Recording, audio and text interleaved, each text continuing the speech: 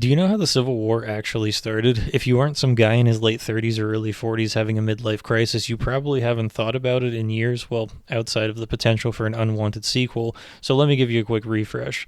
Lincoln was all about preserving the Union. He didn't want to rip the country apart in a bloody conflict. Hell, the South drafted their Constitution and elected their president, and still Lincoln was trying to find concessions. This was all quickly coming to a head, and Lincoln was facing a predicament. He was feeling pressure to act from his base, and he didn't want to come across as weak and ineffectual, but at the same time, an overt act of aggression could forever destroy the Union. So what was he to do? Well, enter Fort Sumter off the coast of South Carolina, a United States fort occupied by Union soldiers in what was essentially enemy territory. The Confederate Army demanded the Union abandon the fort, but they refused. This led to what was essentially a siege, and within a short time the fort was running low on supplies, which created quite a predicament. Lincoln knew that sending troops to the fort would be viewed as an act of aggression and lead to violence, which he wanted to avoid. So instead, he decided to just send a resupply to the fort. This essentially put the ball in the hands of the Confederates because a resupply is not an act of war. The Confederate Army responded by once again demanding U.S. troops abandon the fort, and when they didn't, the Confederates attacked, and the rest is history. I can understand the gravity of what Lincoln was facing. No one would want to be the president that potentially destroyed the Union, but Lincoln was clinging to this hope that there was compromise to be had, that there was some road he could walk which would preserve the Union and avoid a disastrous war. And while in hindsight that may seem patently ridiculous, you can't really blame him. To think that the South would actually secede and destroy the country seemed unfathomable. All the rules and norms built up over the first 80 or so years of the country thrown away. What Lincoln couldn't understand was that the South viewed their existence as under attack and that this was the only way to preserve their way of life. They had already passed the Rubicon. Lincoln hadn't. He wasn't in the same headspace. He still believed in the fantasy of unification. I say all of this because I see a strong parallel to what is happening now in our country. We have a Democratic Party that is trying to maintain the status quo, trying to deny the reality of what is happening, because to face that reality is to pass the point of no return. And these folks have no desire to do that. Most of them are well-off older people who come from places of privilege. They most likely sought higher office not out of some sense of patriotic duty, but because it was the next logical progression of societal status. They didn't sign up to be revolutionaries. They signed up to shake hands and raise money and go to galas. And these folks can't imagine a world in which the social order ever really changes. So these continued blows being thrown by the current administration trying to knock down the walls of our democracy aren't seen as a great existential threat. And even if they were, these people aren't equipped for this kind of history. Because they don't understand that things have fundamentally altered. That these radicalized white evangelicals like the South view their way of life as under threat. They see equality as oppression. The world is a zero-sum game to them. Every piece of legislation that expands civil rights to marginalized groups is a stripping away of their rights, and they are ready to fundamentally change the way this country operates because to them, it's not working in their best interest. They demand a world in which they remain the dominant social class, where women are subservient to men and everyone who isn't white or male is a second-class citizen.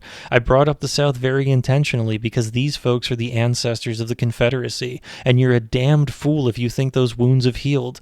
They've been watching as they keep losing ground, as more people are given civil rights, as people of color show up in their movies and television shows, as gay people are allowed to get married and have kids, as transgender people are allowed to exist. They see all of this as an affront to their morality and lifestyle. Sure, they haven't been able to say it out loud because it would come across as baldly misogynistic and homophobic and racist and overall horrendously bigoted, so they hid in the shadows until the physical manifestation of their seething hatred walked on stage and said the quiet part out loud, and they cheered him on because he gave them something they've been desperately searching for.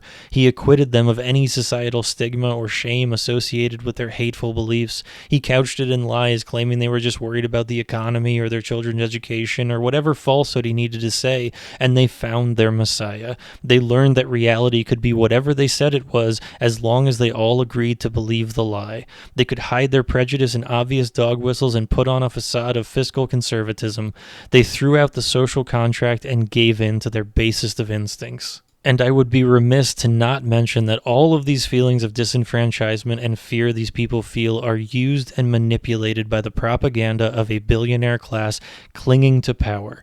These people do have legitimate societal and economic concerns, but the wealthy elite of this country poison their minds by making them believe that all of their economic woes, their drug addiction, their failed careers, are the fault of other working class people and not the fault of a deranged capitalist system. You must remember that these people don't come out of the womb filled with hatred. They're socialized into it, inculcated by the lies of the rich, so they cut off their noses to spite their faces.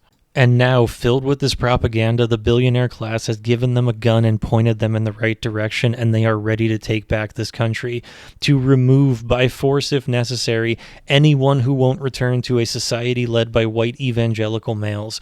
This is why we're seeing this war on DEI. They still have to maintain some auspices of being reasonable to obfuscate their end goals. It harkens back to this quote from John Ehrlichman, one of Nixon's closest advisors, when he said, quote, "The Nixon campaign in 1968 and the Nixon White House after that had two enemies, the anti-war left and black people. We knew we couldn't make it illegal to be either against the war or black, but by getting the public to associate the hippies with marijuana and blacks with heroin, and then criminalizing both heavily, we could disrupt those communities. We could arrest their leaders, raid their homes, break up their meetings, and vilify them night after night on the evening news. Did we know we were lying about the drugs? Of course we did." End quote. This is what they really mean when they say DEI or woke agenda or, more recently, Palestinian. And so in this faction of evangelical zealots, you have a group of people willing to create revolution, to fight and die for a way of life they see as being threatened, a way of life that truly is on its last legs. Progress over time has been slow but inevitable, and this is their final stand, the last great battle of white hegemony. And fortunately for them, their opposition is weak and feckless. The Democratic Party refuses to even acknowledge the looming threat of these religious extremists. Instead, they want to keep their heads in the sand and pretend that the social order isn't fundamentally changing. They want to pretend that the illusion of American exceptionalism would never allow this type of seething hatred to infiltrate the great halls of Congress.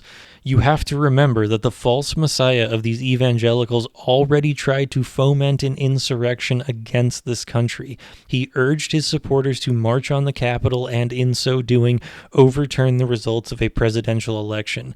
In any sane country, when this failed, the ringleader behind it would never be allowed to walk the streets as a free man again. You cannot allow such an existential threat to our democracy to see no repercussions, but what did they do? Nothing. They did fucking nothing. And the ringleader of that insurrection not only walked free, but was then allowed to run for president again and won.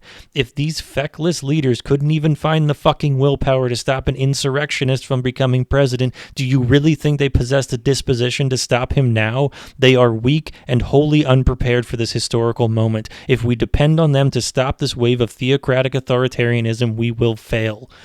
On September 30th, 1938, Neville Chamberlain returned to the UK after striking a deal with Adolf Hitler. He agreed to Hitler's demands to cede a portion of Czechoslovakia in exchange that Hitler would have no further territorial ambitions. Standing at 10 Downing Street, Chamberlain declared, quote, "I believe it is peace for our time," end quote.